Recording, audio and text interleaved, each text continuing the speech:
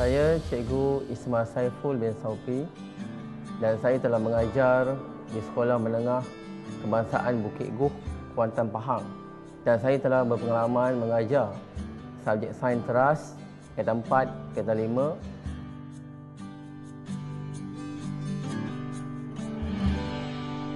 Okey, murid-murid semua, Cikgu ada sesuatu yang ingin Cikgu tunjukkan kepada kamu semua. Cuba perhatikan. Apakah yang kamu perhatikan sekarang? Siapa yang boleh tolong jawab soalan saya ini? Okey, Ikram. Saya mematikan ada seketul ais di atas sudu. Seketul ke dua ketul, Ikram? Dua ketul. Okey, terima kasih, Ikram. Okey, Ikram memberi jawapan ada 2 ketul ais di atas sudu. Betul? Bermakna Ikram telah menunjukkan satu kemahiran proses sains, iaitu pemerhatian. Cuma cikgu nak jawapan lain yang lebih tepat. Apakah yang berlaku pada ais atas sudu ini? Okey, Juliana. Ais akan mencair, cikgu. Ais akan mencair. Okey, terima kasih, Juliana. Itulah jawapan yang cikgu nak. Ais akan mencair. Kemudian, murid semua, bila ais tadi, bila mencair, dia akan jadi air. Kemudian air cikgu panaskan di dalam beaker. Dan apakah yang akan berlaku pada air tersebut bila dipanaskan? Ada siapa murid yang ingin menjawab soalan ni? Okey, Anis. Air akan mendidih. Tepat. Terima kasih, Anis. Jawapan yang tepat. Air akan mendidih. Dia seperti macam kamu masak air di rumah, air akan mendidih. Kemudian, bila saya letakkan penutup di atas beaker ini, apakah yang akan diperhatikan pada penutup ini? Okey, Amisha. Mungkin ada air pada penutup itu, cikgu. Mungkin ada air pada penutup. Jadi kita buktikan. Nampak tak? Ada apa? Ada air pada penutup. Jadi perkara ini berlaku dalam kehidupan seharian kita. Betul? Ais mencair. Bila kita panaskan air, air mendidih. Kemudian bila kena pada penutup, nampak apa? Nampak ada air pada penutup. Jadi hari ini kita akan belajar mengenai topik jirim dan bahan dan juga perubahan-perubahan dalam keadaan jirim. Okey, pada hari ini kita akan buat satu aktiviti yang melibatkan simulasi main peranan. Cikgu akan bagikan kamu semua kepada 3 kumpulan. Iaitu kumpulan pertama, Mr. Pepejal. Kumpulan kedua, Mrs. Cecair. Dan kumpulan ketiga ialah Baby Gas. Jadi, dalam setiap kumpulan nanti, kamu berbincang untuk memilih ketua kumpulan, untuk memilih seorang penulis dan 2 orang untuk membentangkan hasil kerja nanti, dan 4 orang yang akan membantu cikgu untuk kaedah simulasi main peranan di hadapan nanti. Okey, faham murid-murid?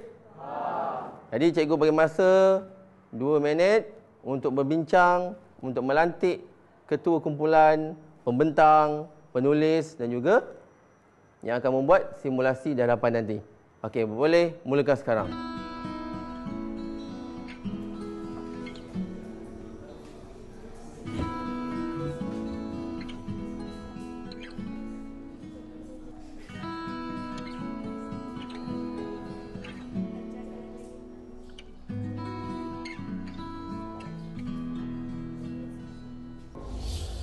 Teknik simulasi main peranan ini, murid dia menjiwai watak-watak yang diberikan. Jadi bila murid menjiwai watak-watak yang diberikan, jadi murid akan cepat mengingat dan mereka juga boleh berkongsi teknik ini kepada murid-murid yang lain, terutamanya kelas-kelas lain yang belajar topik ini. Okey, murid-murid, kamu semua telah pun berbincang untuk melantik ketua, untuk melantik pembentang, penulis dan juga membantu simulasi. Jadi, cikgu minta ketua setiap kumpulan datang ke hadapan untuk mengambil bahan-bahan yang diperlukan dalam aktiviti kita pada hari ini. Ketua kumpulan Mr. Pepejal, sila ke depan.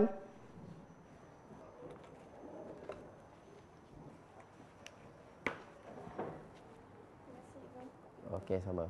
Baiklah, murid-murid, cikgu menjemput kumpulan daripada Mr. Pepejal, 4 orang pelajar untuk ke hadapan membantu cikgu dalam aktiviti simulasi main peranan. Jadi, dijemput 4 orang pelajar daripada kumpulan Mr. Pepejal. Jadi, 4 orang akan disusun. Okey, murid semua. Kamu perhatikan dan dengar apa yang cikgu ingin terangkan dan perlu catatkan apa yang cikgu terangkan. Di hadapan kamu ialah Mr. Pepejal, iaitu mewakili zarah-zarah dalam pepejal. Cuba perhatikan. Kamu perhatikan zarah-zarah dalam pepejal tersusun rapat. Tersusun rapat dan padat dalam pola yang sekata. Dan juga zarah-zarah dalam pepejal terikat dengan daya yang kuat. Oleh sebab itu, zarah-zarah dalam pepejal tidak boleh bergerak bebas. Zarah-zarah dalam pepejal hanya boleh bergetar, tidak boleh bergerak bebas. Dan maka tenaga kinetik yang terdapat pada zarah-zarah dalam pepejal adalah rendah. Kenapa? Kerana ada ikatan, iaitu daya tarikan yang kuat ini, menyebabkan zarah-zarah dalam pepejal tidak boleh bergerak bebas. Dan juga zarah-zarah dalam pepejal mempunyai bentuk yang tetap, isi padu yang tetap dan sukar dimampatkan. Sukar dimampatkan. Dan akhir sekali, zarah-zarah dalam pepejal mempunyai ketumpatan yang tinggi. Jadi itu adalah keadaan jirim dalam zarah-zarah pepejal. Okey, murid, faham tak? Faham. Dapat tak apa yang saya terangkan? Faham. Tolong catatkan. Okey, sebab apa? Selepas ini, setiap kumpulan akan membentangkan sifat-sifat zarah-zarah dalam pepejal. Terima kasih kepada Mr. Pepejal. Boleh sila ke tempat kamu, beri tepukan kepada Mr. Pepejal. Dijemput 4 orang murid daripada Mr. Cecair ke hadapan membantu cikgu dalam aktiviti simulasi main peranan. Okey, murid semua. Jadi, di hadapan kamu semua adalah zarah-zarah dalam cecair. Dan kalau kamu perhatikan, zarah-zarah dalam cecair tidak tersusun rapat. Dan zarah-zarah dalam cecair boleh bergerak bebas. Tetapi, zarah-zarah dalam cecair mempunyai daya tarikan yang lemah. Sebab apa? Sebab diikat oleh satu ikatan. Jadi, perhatikan. Diikat oleh satu ikatan yang lemah. Jadi, zarah-zarah dalam cecair boleh bergerak bebas, tetapi diikat oleh satu ikatan yang lemah.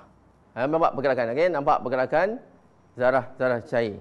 Walaupun dia boleh bergerak bebas, tetapi masih lagi apa? Bersentuhan. Sebab apa? Sebab ada ikatan antara zarah-zarah ni. Oleh sebab itu, zarah-zarah dalam cecair mempunyai tenaga kinetik yang sederhana. Dan bentuk zarah-zarah dalam cair bukan bentuk tetap, tetapi bentuknya tidak tetap mengikut bentuk bekas. Manakala isi padu untuk zarah-zarah cecair tetap. Dari segi kemampatan, zarah-zarah dalam cecair ini sukar untuk dimampatkan. Dan dari segi ketumpatan pula, zarah-zarah dalam cecair mempunyai ketumpatan yang sederhana. Terima kasih kepada Mrs. Cecair. Diminta 4 orang pelajar daripada kumpulan Baby Gas ke hadapan.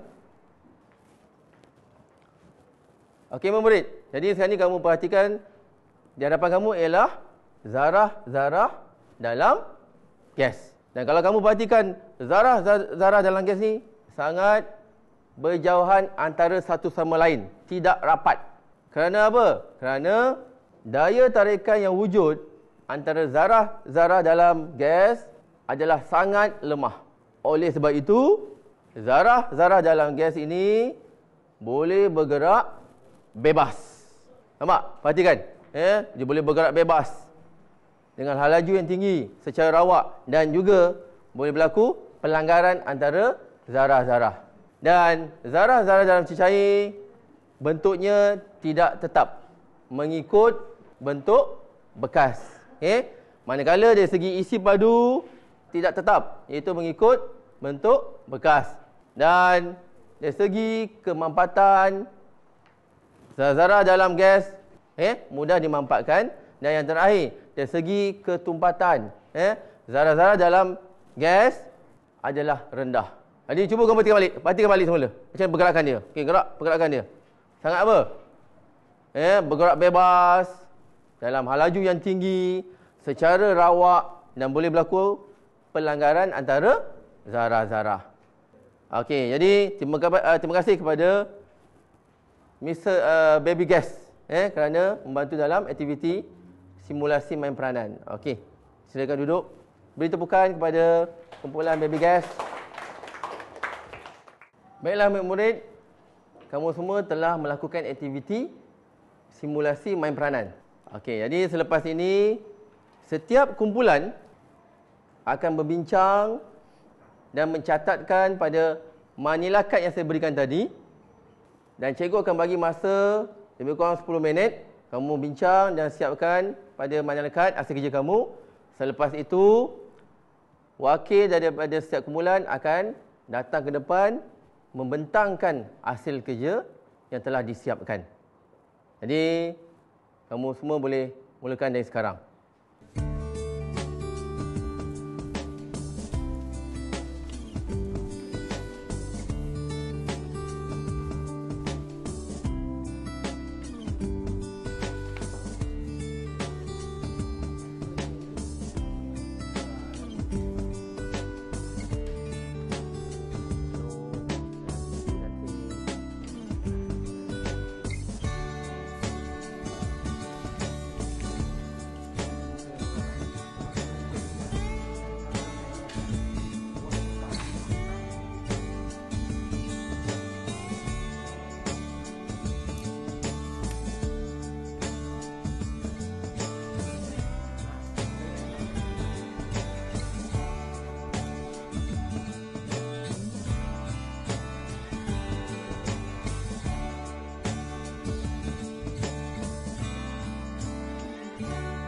Baiklah murid, masa telah pun tamat. Cikgu percaya setiap kumpulan telah bersedia untuk sesi pembentangan kita pada hari ini. Jadi cikgu jemput kumpulan yang pertama daripada Mr. Pepejal, wakil untuk membentangkan hasil kerja kumpulan Mr. Pepejal. Dipersilakan. Assalamualaikum warahmatullahi wabarakatuh, dan selamat pagi buat guru dan para murid sekalian. Pada hari ini, kami ingin membentangkan sedikit sebanyak mengenai pepejal. Antara sifat yang terkandung dalam pepejal ialah mempunyai bentuk yang tetap kerana berkedudukan dan tersusun rapat yang menyebabkan mereka tidak boleh bergerak bebas. Oleh sebab itu, pergerakan zaraf adalah tidak bergerak bebas dan bergetar di suatu tempat yang tetap, seperti ini. Di samping itu, pepejal juga mempunyai isi padu yang tetap dan bentuk yang tetap. Seterusnya, pepejal juga mempunyai ketumpatan yang sangat tinggi, seperti saya. Sampai di sini sajalah huraian saya mengenai pepejal. Assalamualaikum warahmatullahi wabarakatuh. Selamat maju jaya. Sekian, terima kasih. Okey, beri tepukan kepada kumpulan Mr. Pepejal. Kami daripada kumpulan Mr. Cecair ingin membentangkan tentang sifat-sifat cecair. Zarah-zarah dalam cecair tersusun kurang padat dan tidak sekata. Disebabkan susunan yang tidak padat, daya tarikan dalam cecair sederhana dan lemah. Tenaga kinetik yang berada di dalam zarah-zarah sangat sederhana. Disebabkan tenaga kinetik yang sederhana, zarah-zarah boleh bergerak bebas. Selain itu, dalam zarah-zarah juga terdapat ketupatan yang sederhana. Ketupatan yang sederhana juga boleh menyebabkan cecair ini sukar dimampatkan. Cecair ini tidak mempunyai bentuk tetap dan zarah-zarah ini dibentuk mengikut bekas. Cecair ini mempunyai isi padu yang tetap. Sekian saja perbincangan saya pada hari ini. Terima kasih. Susunan zarah berjauhan. Daya tarikan bagi zarah gas adalah lemah. Selain itu, kandungan tenaga kinetik adalah sangat tinggi. Bentuk bagi zarah gas adalah tidak tetap mengikut bentuk bekas. Isi padu bagi zarah gas adalah tidak tetap dan tidak mengikut bentuk bekas. Kemampatan bagi zarah gas adalah mudah dimampatkan. Ketupatan bagi zarah gas adalah rendah. Sekian, terima kasih. Okey, baiklah murid-murid. Jadi untuk memastikan bahawa kamu semua telah faham, saya akan tanya beberapa soalan pada kamu. Okay, yang pertama, jirim wujud dalam berapa keadaan? Okey, Amisha. Jirim wujud dalam 3 keadaan, iaitu pepejal, cecair dan gas. Okey, tahniah Amisha. Jawapan yang tepat. Bagus. Soalan kedua. Siapa yang boleh berikan saya bagaimana pergerakan zarah-zarah dalam pepejal, cecair dan juga gas? Okey, Asri. Pergerakan pepejal bergetar manakala cecair bergerak secara bebas dan gas bergerak secara rawak. Okey, terima kasih Asri. Jawapan yang tepat. Bagus. Gas bergerak secara rawak dan dalam keadaan yang laju. Jadi sebelum cikgu tamatkan sesi pengajaran pembelajaran, cikgu nak tunjukkan pada kamu semua yang belum cikgu terangkan tadi.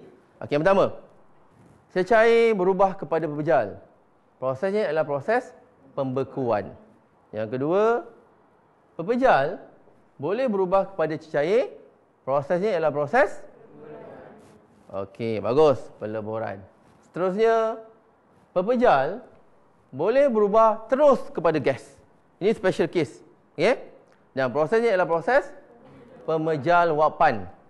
Begitu juga daripada gas boleh bertukar kepada pepejal. Prosesnya adalah proses pemejal wapan. Dan daripada cecair boleh bertukar kepada gas. Prosesnya adalah proses pendidihan. Dan yang terakhir, daripada gas boleh bertukar kepada cair. Prosesnya ialah proses kondensasi. Okey, itulah proses-proses yang berlaku dalam keadaan jirim, perubahan keadaan jirim. Jadi itu saja untuk hari ini, sesi pembelajaran dan juga pengajaran kita pada hari ini. Assalamualaikum warahmatullahi wabarakatuh dan salam sejahtera.